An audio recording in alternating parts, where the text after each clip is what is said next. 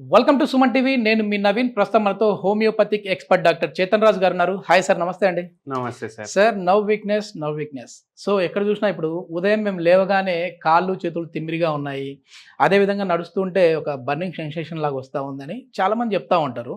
ఇవన్నీ కూడా కారణము విటమిన్ B12 లోపం అంటుంటారు.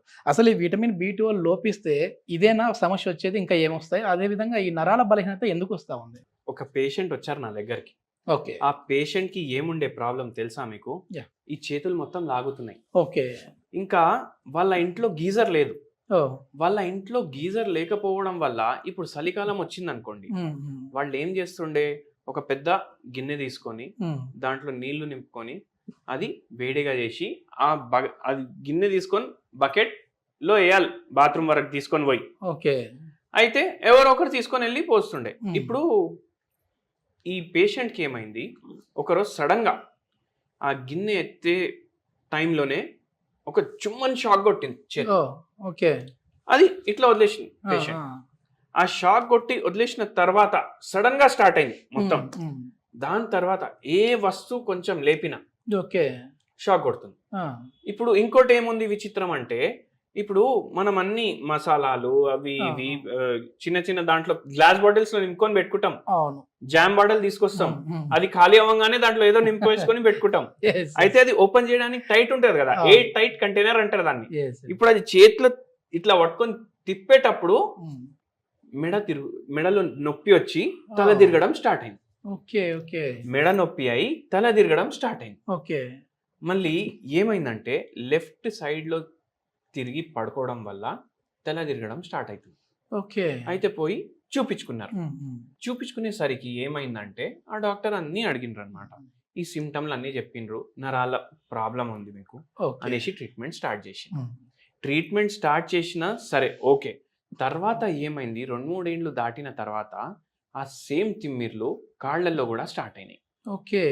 కాళ్లల్లో కూడా స్టార్ట్ అయిందంటే అర్థమైంది, కాళ్లల్లో ఉన్న నరాలు కూడా ఎఫెక్ట్ అవుతున్నాయి. పేషెంట్ కి షుగర్ వ్యాధి ఉంది, పేషెంట్ కి బీపీ వ్యాధి ఉంది, పేషెంట్ కి వెయిట్ ఏమో చాలా ఎక్కువ ఉంది. అన్నీ ఉన్నాయి. ఓకే. అట్లా అయిపోయింది. ఇప్పుడు ఎందుకు అయిపోయింది అది కూడా మనం తెలుసుకుందాం. కానీ ఫస్ట్ నరాలంటే ఏంది అది చూద్దాం మనం. ఈ పేషెంట్ కి ఎట్లా తగ్గింది అది కూడా డిస్కస్ చేద్దాం. ఇప్పుడు ఇది మన హెడ్ అనుకోండి, ఇది నెక్, ఇవి చేతులు,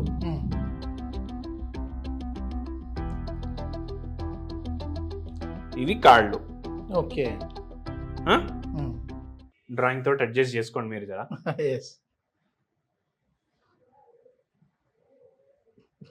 ఇప్పుడు ఏమైతుంది అంటే నేను చెప్తాను మీకు. ఈ బ్రెయిన్ ఉంటది, ఇక్కడ బ్రెయిన్ ఉంటది కదా.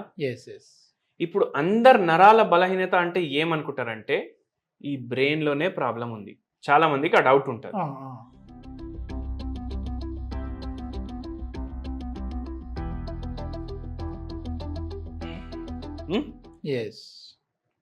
కానీ ఏందంటే ఇప్పుడు ఈ భాగం ఉంది కదా, ప్రతి భాగంలో నరాలు ఉంటాయి. ఓకే.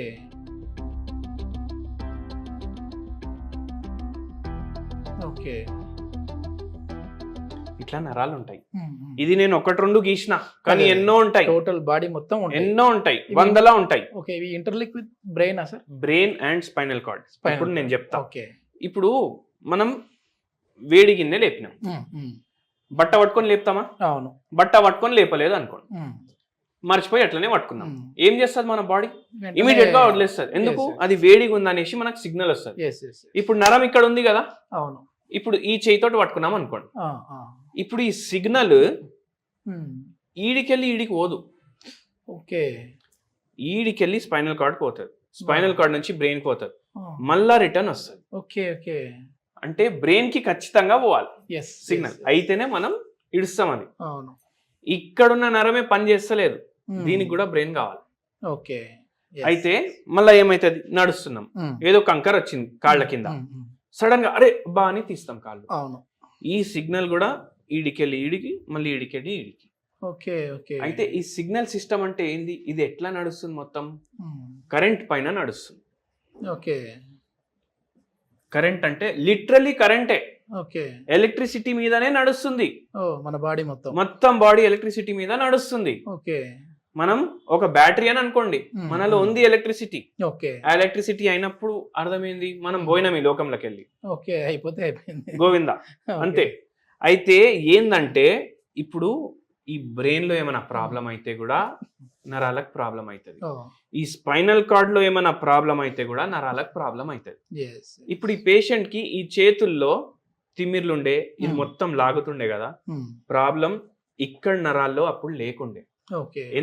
ఎందుకంటే అప్పుడు పేషెంట్ కి షుగర్ వ్యాధి లేకుండే. ప్రాబ్లం ఇక్కడ మెడ నరాల్లో ఉండే. ఈ మెడ నరాల్లో ప్రాబ్లం ఉండడం వల్ల ఆ సిమ్టమ్స్ చేతిలో కనిపిస్తున్నాయి. ఎందుకంటే ఈ మెడ నరం ఏదైతే స్పైనల్ కార్డ్ ఉంటది కదా ఇంపార్టెంట్, ఇక్కడ వేరే బొక్కలు ఉంటాయి, దీన్ని ప్రొటెక్ట్ చేస్తాయి ఇవి. కానీ ఏమైంది, ఈ బొక్కలు అరగడం స్టార్ట్ అయింది, డిస్ట్రక్షన్ స్టార్ట్ అయింది.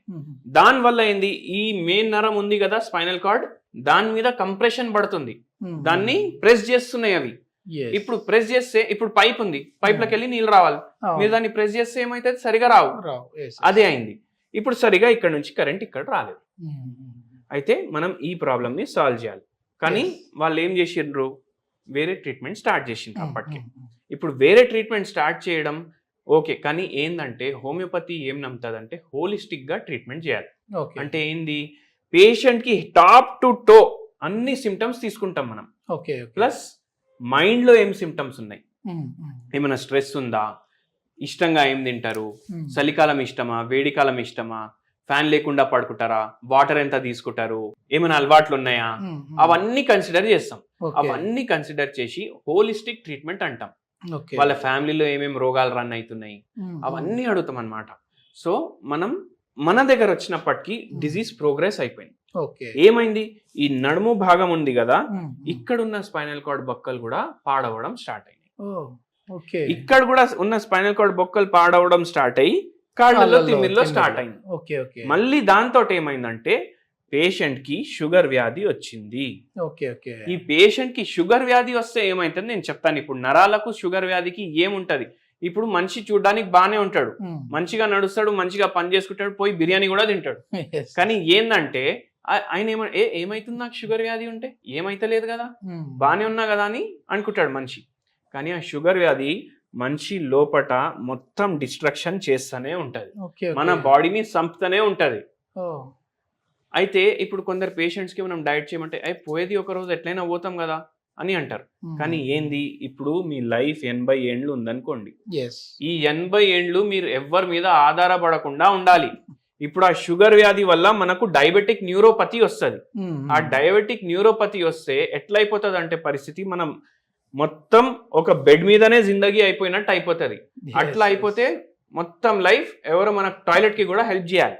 సో అట్లా అవ్వకుండా మనం నడుచుకుంటా వెళ్ళిపోతే మంచిది. అందుకే ఈ డయాబెటిక్ న్యూరోపతి రాకుండా మనం అవాయిడ్ చేయాలంటే మనకు ఫస్ట్ థింగ్ షుగర్ వ్యాధి రావద్దు, అది మనం చూసుకోవాలి. డైట్ అందుకే కంట్రోల్ చేయాలి, వెయిట్ అందుకే కంట్రోల్ చేయాలి. ఇప్పుడు అందుకే వెయిట్ కరెక్ట్ ఉంటే, షుగర్ వ్యాధి లేకపోతే, బీపీ వ్యాధి లేకపోతే మనకు ఇట్లా న్యూరోపతి లాంటి ప్రాబ్లంలు రావు. అప్పుడు మన నరాలు కరెక్ట్ గా పనిచేస్తాయి. అయితే ఈ పేషెంట్ కేసులోనే అట్లనే అయింది. ఇప్పుడు ట్రీట్మెంట్ మనం ఏమి ఇచ్చినామంటే, మనకు ఛాలెంజింగ్ ఎక్కడ ఉండే అంటే, ఎందుకంటే ఇది ఛాలెంజింగ్ కేసు లాగా అయిపోయింది. ఎందుకంటే ఇక్కడ బొక్కలు పాడైనాయి, ఇక్కడ బొక్కలు పాడైనాయి, MRI లో ప్రాబ్లమ్స్ ఉన్నాయి, మళ్ళీ పెరిఫరల్ న్యూరోపతి కూడా ఉంది. ఇప్పుడు టింగ్లింగ్ సెన్సేషన్, చేతులు లాగడం, కాళ్ళు లాగడం, మళ్ళీ దాంతో పాటు వర్టిగో అంటే చక్కర్లు రావడం, కళ్ళు తిరిగినట్టు అనిపించడం. మళ్ళీ చక్కర్లు కూడా ఇప్పుడు మీకు విచిత్రంగా అనిపిస్తుండొచ్చు, చక్కర్ రావడం కూడా ఒక రకం ఉంటది దాంట్లో. ఇప్పుడు వర్టిగో అంటారు. ఇప్పుడు కళ్ళు తిరిగినట్టు అనిపించిందంటే అది డిజీనెస్ అంటారు, అది కూడా నరాల ప్రాబ్లం. ఇప్పుడు కొందరికి కళ్ళు తిరిగినట్టు అనిపించదు, రూమ్ తిరిగినట్టు అనిపిస్తుంది. రూమ్ తిరిగినట్టు అనిపిస్తే అది వర్టిగో అవుతుంది. సో అట్లా అది కూడా నరాల ప్రాబ్లం. ఇక్కడ కంప్రెషన్స్ వల్ల, ఇక్కడ స్పైనల్ కార్డ్. ఒక్కొక్కసారి వర్టిగో చెవులో ప్రాబ్లం ఉంటే కూడా వస్తుంది. అది టినిటస్, అది వేరే ప్రాబ్లం. అది కూడా ఒక్కొక్కసారి నరాల వల్ల వస్తుంది. అండ్ మోస్ట్లీ మనకు వర్టిగో మెడ ప్రాబ్లమ్స్ ఉంటే వస్తారు. ఎందుకు? అక్కడ మెడ నరం ప్రెస్ అవుతుంది కదా, దానివల్ల అవుతుంది. అయితే ఈ పేషెంట్కి అట్లనే ఉండే.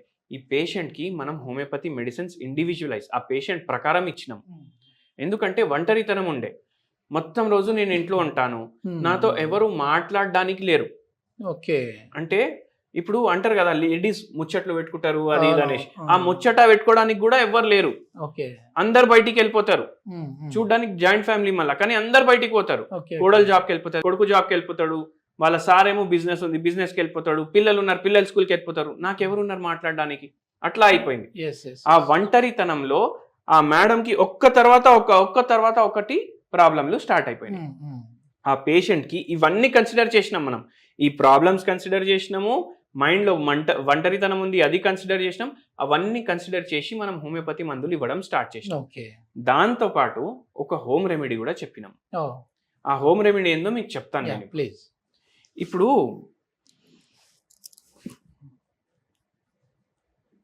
నువ్వులు, ఓన్లీ నువ్వులు తినమంటే ఎవరు తింటాడు? నువ్వుల లడ్డూలు ఉంటాయి. అవును. ఈ నువ్వుల లడ్డూలో ఏముంటది? జాగరీ ఉంటది. కానీ jaggery is a form of sugar, carbohydrate. So మనం ఇది కూడా ప్రిఫర్ చేయలేదు. మనం ఏం చెప్పినామంటే నువ్వులతోటి పొడి కూడా తయారైతుంది. అవును. నువ్వుల పొడి తయారు చేసుకోండి. నువ్వుల పొడి తయారు చేసుకునేటప్పుడు మైండ్లో ఏం పెట్టుకోండి అంటే దాంట్లో కొన్ని మిరియాలు కూడా యాడ్ చేయండి. నువ్వుల పొడి దాంట్లో మిరియాలు, ఉప్పు తక్కువ యాడ్ చేసుకోండి. ఓకే. ఇది తయారు చేసి మీరు పెట్టుకోండి. దీంట్లో కొన్ని గార్లిక్స్ కూడా యాడ్ చేసుకోండి. ఓకే. డైలీ మీరు లంచ్ తిన్నా డిన్నర్ తిన్నా రైస్ తింటారు కదా, అప్పుడు ఒక 2 బుక్కలు మీరు నువ్వుల పొడి వేసుకోండి మంచిగా. ఓకే. దాంట్లో కొంచెం ఆవు నెయ్యి వేసుకోండి. అది కలుపుకొని స్టార్టింగ్లో తినండి. అది తినడం వల్ల ఏమవుతుందంటే నువ్వులు చాలా హెల్త్కి బెనిఫిషియల్. ఎట్లా? మన బోన్ స్ట్రాంగ్ చేయడానికి హెల్ప్ చేస్తాయి, మన హార్ట్ హెల్త్కి హెల్ప్ చేస్తాయి, లివర్ హెల్త్ హెల్ప్ చేస్తాయి, కిడ్నీ హెల్త్ హెల్ప్ చేస్తాయి.